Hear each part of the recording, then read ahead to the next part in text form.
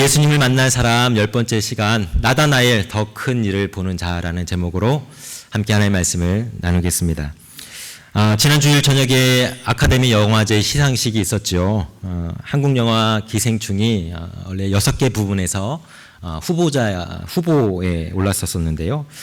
사실 상을 한 개만 받더라도 굉장히 역사적인 일이라고 말할 수가 있었습니다. 그런데 놀랍게도 모든 사람들의 예상을 뛰어넘고 모두 4개의 상을 휩쓸게 되었죠. 각본상, 외국어 영화상, 감독상, 그리고 최고의 상이라고 할 수 있는 작품상까지 받았습니다. 아카데미 92년의 역사 속에서 외국어로 된 영화가 각본상과 이 작품상을 받은 경우는 처음이라고 하는데요. 대단히 역사적인 일을 해냈던 것이라고 볼 수가 있습니다. 외국어로 된 영화가 각본상과 이 작품상을 받은 경우는 처음이라고 하는데요. 대단히 역사적인 일을 해냈던 것이라고 볼 수가 있습니다. 어떻게 한국 영화가 미국 영화들의 축제장이라고 할 수 있는 이 아카데미 영화제에서 이렇게 많은 상을 받았던 것일까요? 이것은 한국의 문화가 이제는 세계가 인정하는 수준에 올랐다는 것을 어쩌면 상징적으로 보여주는 사건이 아닌가 생각이 듭니다. 사실 지금 한국의 문화는 지구촌 곳곳에서 아주 열광적으로 받아들여지고 있습니다. 이미 한국 드라마는 아시아 지역 많은 나라에서 아주 큰 인기를 얻고 있고요. 심지어 동아시아 문화에 익숙하지 않은 중동에 있는 나라들조차도 이 한국 드라마를 굉장히 아주 열심히 즐겨 본다고 합니다. 한국 드라마 가운데 대장금이라는 드라마 혹시 아세요? 많이들 보셨을 텐데요. 중동에 있는 이란이라는 나라에서는 이 드라마 시청률이 가장 높을 때는 90%까지 올랐다고 합니다. 한국에서는 한 50% 정도였다고 하는데요. 90%의 시청률이 어마어마하죠. 이 방송이 방영되는 시간에 TV를 보는 사람들 중 10명에 9명은 이 드라마를 봤다는 것인데요. 강제로 보라고 해도 이런 수치가 나오기가 참 어려울 텐데 정말 대단한 일이라고 할 수가 있습니다. 수년 전에는 가수 싸이가 강남스타일이라는 아주 신나는 노래를 불러서 아주 미국에서도 선풍적인 인기를 끌었던 적이 있었습니다. 하지만 이 싸이의 인기는 아주 일시적인 인기였었습니다. 그런데 이 싸이보다도 훨씬 더 지속적이고 열광적인 인기를 누리고 있는 그룹이 있습니다. BTS라는 그룹이죠. 여러분들도 많이 들어보셨을 텐데 방탄소년단이라는 우리 남자 아이돌 그룹입니다.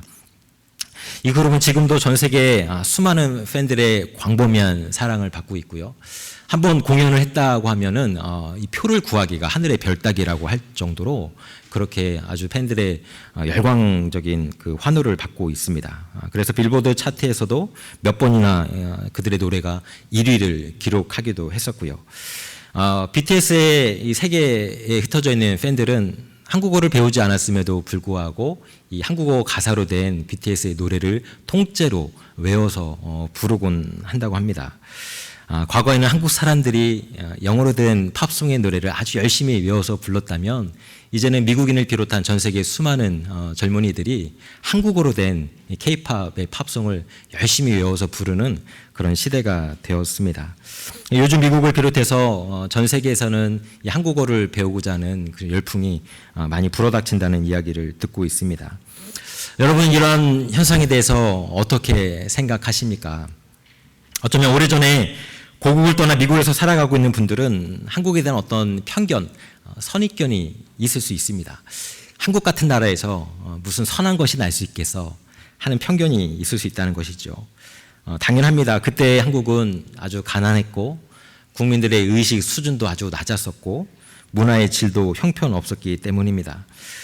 그랬던 한국 문화가 이제는 미국과 전 세계로 수출이 되고 있다는 사실이 믿겨지지 않을 정도이지요.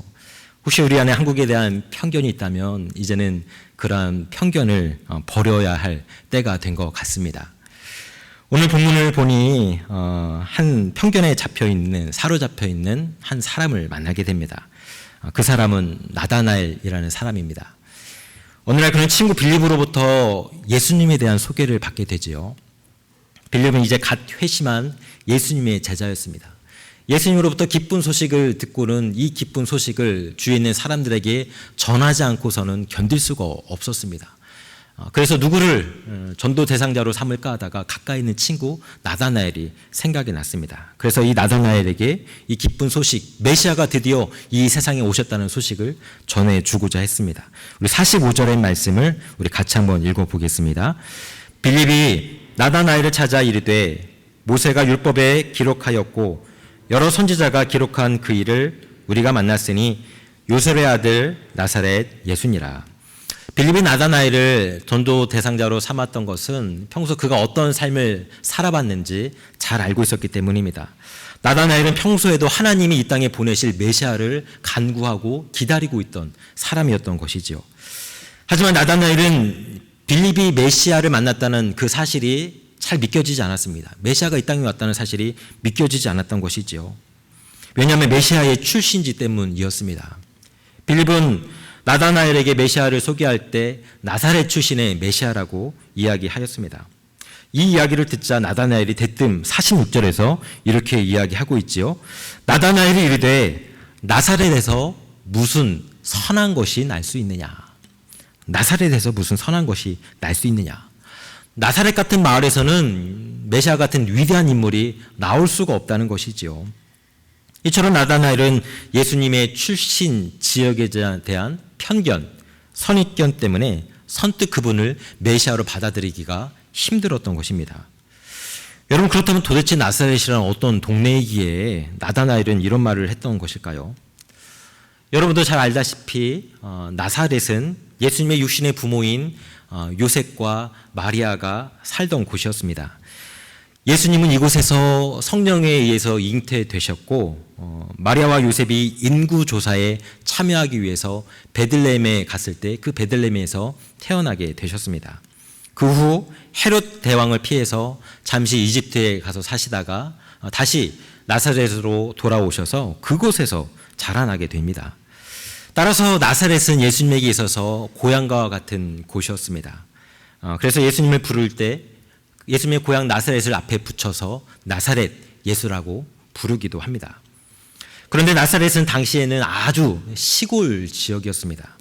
갈릴리 호수에서도 더 북쪽으로 올라가야 했고요. 산골짜기에 있는 아주 외진 마을이었습니다. 그래서 구약성서에 보면요, 구약성서에 이 나사렛이라는 지명이 한 번도 언급이 되지 않습니다. 그만큼 사람들의 관심에서 멀어져 있는 지역이었죠. 그래서 저 사람은 나사렛 사람이다 라는 말을 하게 되면 저 사람은 깡시골 출신이다, 촌사람이다 라는 의미를 담고 있는 말이었습니다.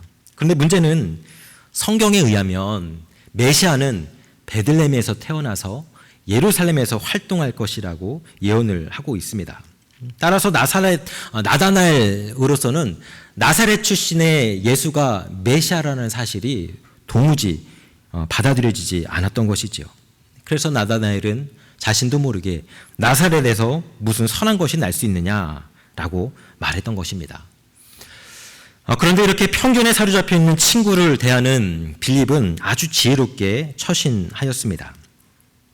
빌립은 편견에 사로잡힌 나다나엘에게 더 이상 아무 말도 덧붙이지 않았습니다.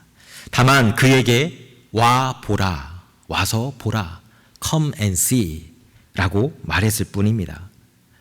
더 이상 말을 하지 않을 테니 네가 직접 그분을 찾아와서 그분을 만나보고 판단하라는 것이죠.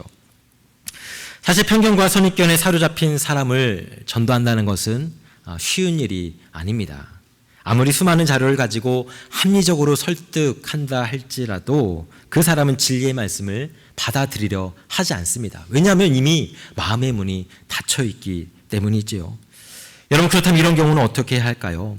그런 경우는 단순히 빌립처럼 와 보라 라고 이야기할 수밖에 없습니다. 만약 그 사람이 진리에 대해서 목말라 하는 사람이라면, 그리고 하나님을 만나고자 하는 갈급한 마음 있는 사람이라면 이 와보라 라고 하는 단순한 말 한마디에 반응을 하게 될 것입니다. 하지만 마음의 문이 닫혀 있는 사람이라면 아무리 수만 마디 이야기를 한다 할지라도 그 사람과의 영적인 대화, 신앙적인 대화는 서로 간에 갈등만 일으킬 뿐이지요. 이런 분에게는 아직 복음이라고 하는 진주를 전해주기에는 때가 이르지 않은 것입니다. 다만 그 사람에게 복음이 들어갈 수 있도록, 그 사람의 마음의 문이 열릴 수 있도록 기도해야 할 때인 것이지요. 전도에 있어서 가장 중요한 요소는 와서 보라라고 하는 외침일 것입니다.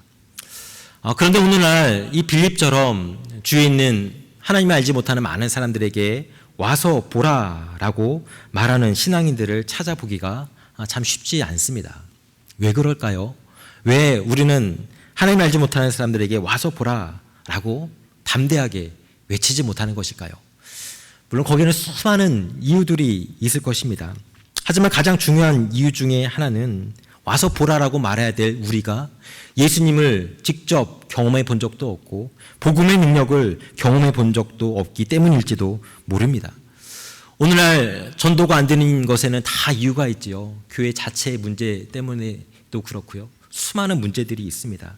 하지만 굉장히 더 본질적인 내적인 문제가 있다는 생각이 드는데요.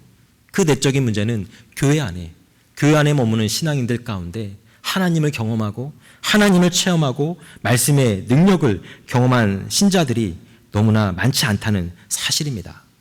오늘 수많은 신앙인들이 교회는 나오지만 교회 안에서 하나님을 만나지 못한 채 성전 마당 뜰만 밟고 돌아가는 경우가 참으로 많이 있습니다.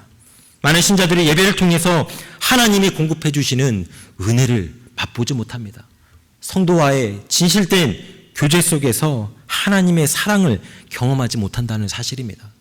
더군다나 이 각자의 일상의 삶 속에서 개인의 경건 생활이 제대로 이루어지지 않고 있기 때문에 하나님과의 교제가 제대로 이루어지지 않는 경우가 너무나 많이 있습니다.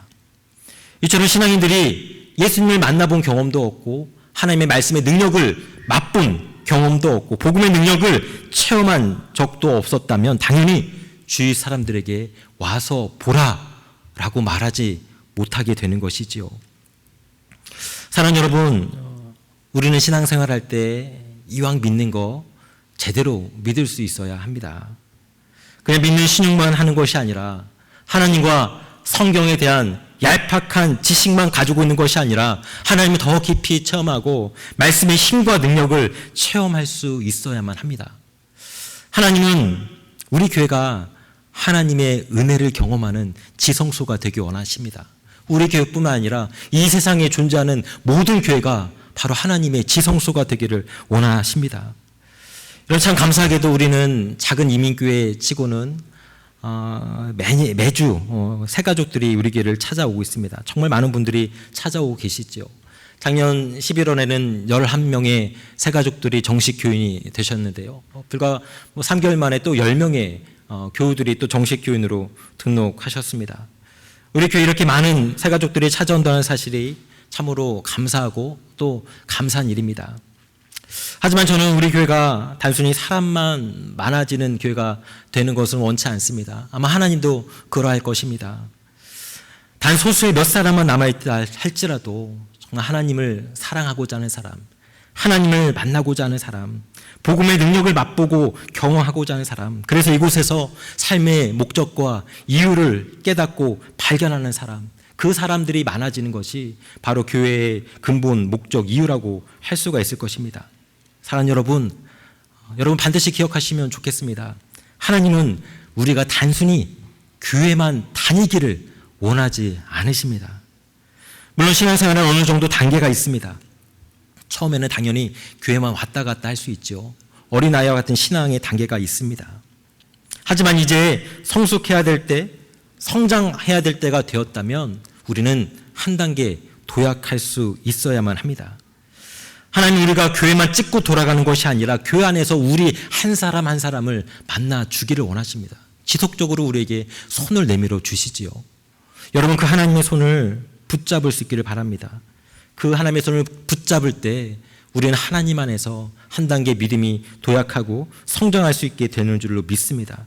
그 하나님의 손을 붙잡고 한 단계 믿음의 도약을 이뤄갈 때 우리는 빌립처럼 우리 주위에 있는 하나님 알지 못하는 사람들에게 와서 보라라고 담대하게 외칠 수가 있을 것입니다. 이렇게 주위 있는 사람들에게 와서 보라라고 외칠 수 있는 저와 여러분이 될 수 있기를 간절히 축원합니다.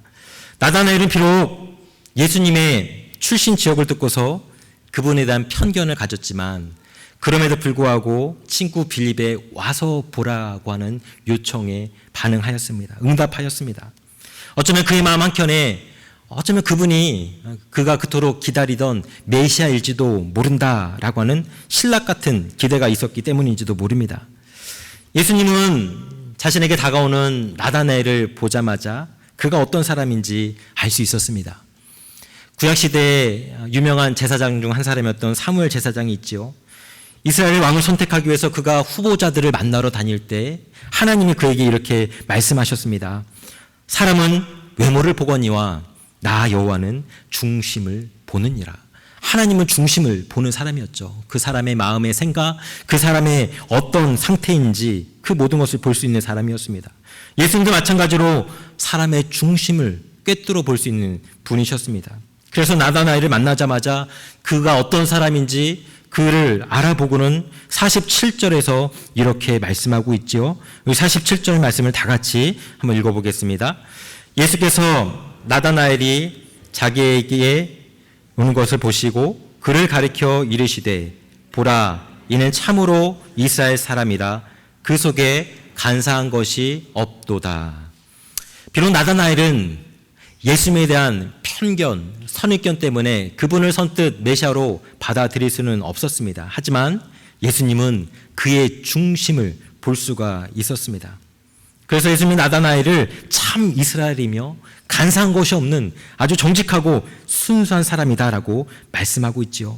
그러자 나다나엘을 어떻게 나를 한번 보고서 그렇게 나를 잘 아시느냐고 예수님께 되묻고 있습니다. 그러자 예수님이 48절에서 이렇게 말씀하고 있습니다.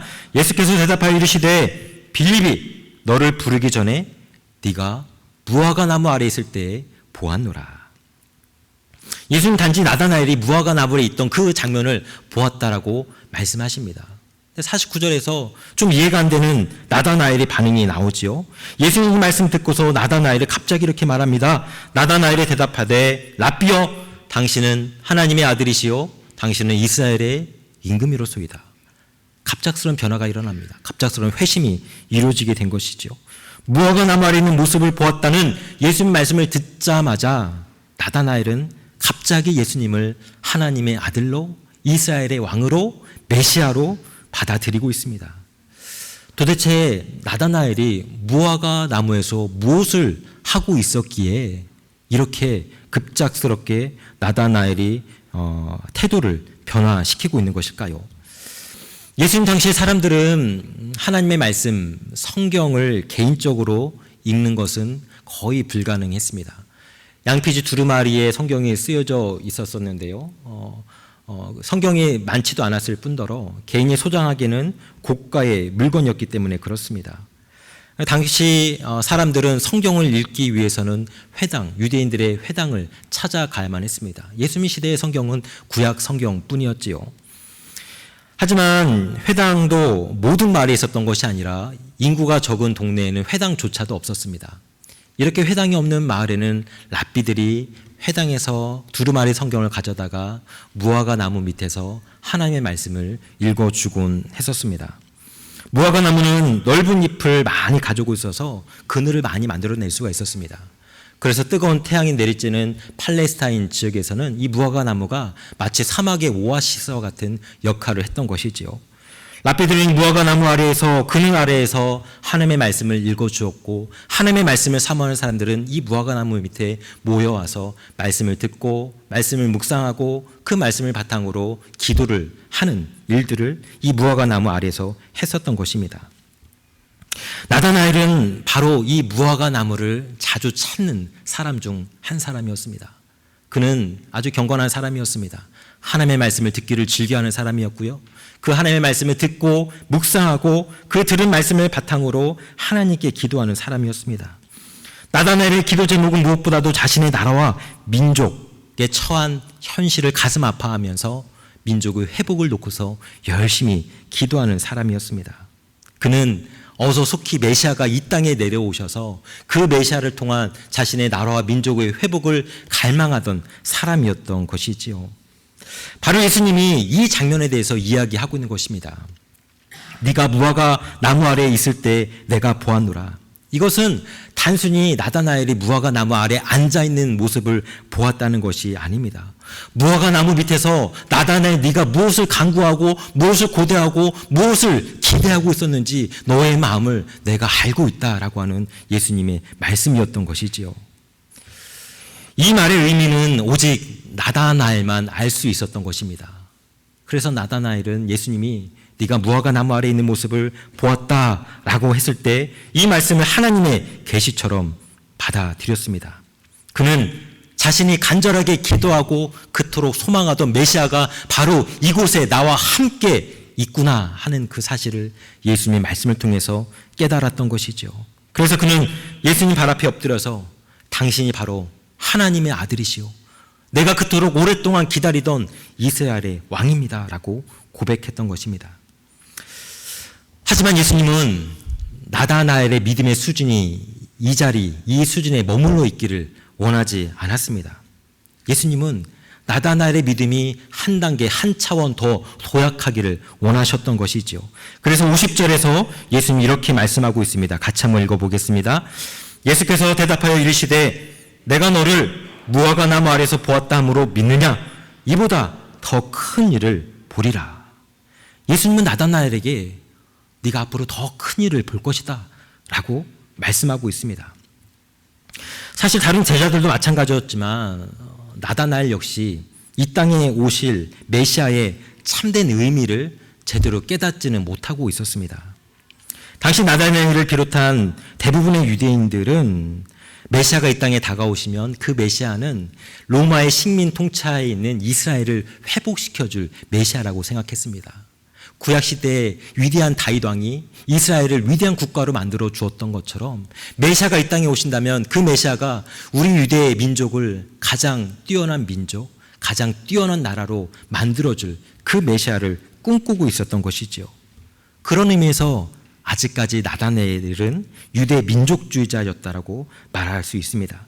그가 날마다 무화과 나무 밑에서 율법의 말씀을 듣고 묵상하고 기도했던 것은 단순히 그의 민족, 유대 민족이 회복되고 이스라엘 나라가 회복되는 그런 것이었던 것입니다. 하지만 메시아로서 이 땅에 오신 예수님은 단순히 유대인과 이스라엘이라는 조그만 나라를 회복시키는 것에 관심을 또 목적을 가지고 있던 것이 아니었습니다. 예수님은 좀 더 원대한 목적, 커다란 계획을 가지고 계셨던 것이지요. 예수님 메시아로 이 땅에 오셔서 이 전 세계 모든 인류의 죄의 문제를 해결해 주고자 하셨고요.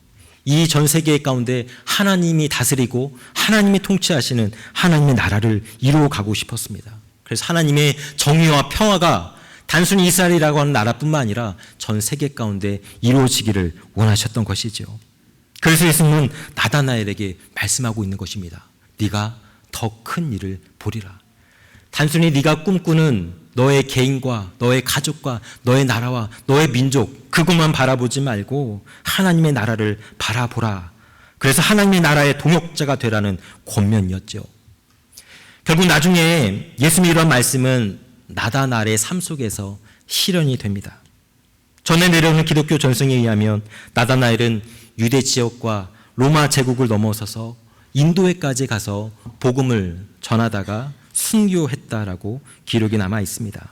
나다나엘은 내 가족, 내 나라, 내 민족을 넘어서서 하나님의 나라를 품고서 더 넓은 세계를 위해서 자신의 삶을 드렸던 것이지요. 사랑하는 여러분, 신앙인이 된다는 것은 무엇을 의미하는 것일까요? 신앙인이 된다는 것은 단순히 예수 믿고 구원받아서 천국에 간다는 것일까요? 그것이 신앙생활의 전부일까요? 신앙생활이 된다는 것은 온 세상을 향한 하나님의 위대한 계획의 일부가 된다는 것을 뜻합니다. 그래서 이제는 단순히 나의 삶, 나의 개인의 삶, 나의 가족에만 얽매여서 살아가는 것이 아니라 하나님 나라의 동역자가 되어서 함께 하나님이 원하시는 일을 같이 감당한다는 의미를 담고 있는 것이지요. Amazing Grace라고 하는 아름다운 찬송가가 있지 않습니까? 이 찬송가의 작곡가는 존 뉴턴이라는 사람입니다. 그는 원래 노예 무역선의 선장이었습니다. 어렸을 적부터 그는 선장이었던 아버지를 따라서 뱃사람이 되면서 그는 아주 방탕한 삶을 살았습니다. 그가 아버지를 따라서 노예 무역선 선장이 되었을 때 그는 노예들을 동물보다도 못한 존재로 대하였습니다. 그리고 그는 오직 지금 여기에서 누릴 수 있는 온갖 종류의 쾌락에 몰두하는 사람이었습니다.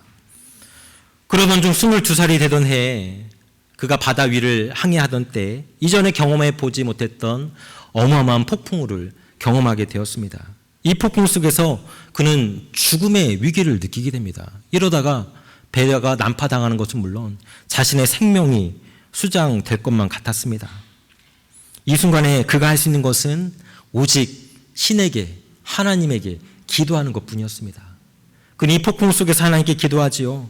주여, 우리에게 자비를 베풀어 주소서. 죽음 앞에선 그는 이제 지난 날의 자신의 삶을 돌아보며 하나님 앞에 모든 죄된 삶을 회개하기 시작하였습니다. 하나님, 저를 용서해 주십시오. 이 죄인을 용서해 주시고 이 죄인에게 새 생명을 허락해 주십시오. 놀랍게도 하나님은 그의 기도를 들어주셨고 그가 이 폭풍우 속에서 살아남도록 인도하셨습니다. 뉴턴은 이 사건을 통해서 하나님이 존재하신다는 확신을 얻게 되었고 이전과는 완전히 새로운 삶을 살게 되었습니다. 하나님 안에서 자신의 죄가 용서받았고 하나님의 새로운 은혜로 내가 새 생명을 누리게 되었다라고 그는 고백을 하였습니다. 그는 이전처럼 계속해서 노예 무역선 선장으로 일을 하였습니다. 하지만 이전과는 노예를 대하는 그의 삶의 태도가 달라졌습니다. 그는 더 이상 노예들을 학대하지 않았습니다. 그들을 하나님의 형상을 가진 하나님의 사람으로서 한 사람 한 사람 인격적인 대우를 하게 되었습니다. 나중에 그는 목사가 되게 되는데요. 성공의 사제가 되는데 성공의 사제가 된 이후로는 하나님을 위해서 자신의 삶을 드리게 됩니다. 그리고 젊은 날 노예 무역선 선장으로 일했던 삶을 후회하면서 노예 해방 운동에 앞장서는 삶을 살아가게 되지요. 그는 죽기 직전 이런 말을 남겼다고 합니다. 더 밝은 빛, 더 큰 사랑, 더 큰 자유요. 이후에 내 눈이 이 세상에서 눈을 감을 때 나는 더 좋은 세상에서 눈을 뜨게 될 것을 기대한다. 전능하신 이의 날개 그늘 아래 사는 것은 얼마나 좋은가. 사랑하는 여러분, 우리가 이 땅에서 나의 욕망이 아니라 하나님을 위해서 살아갈 수 있는 이유는 다가오는 영원한 하나님의 나라가 있기 때문에 그렇습니다.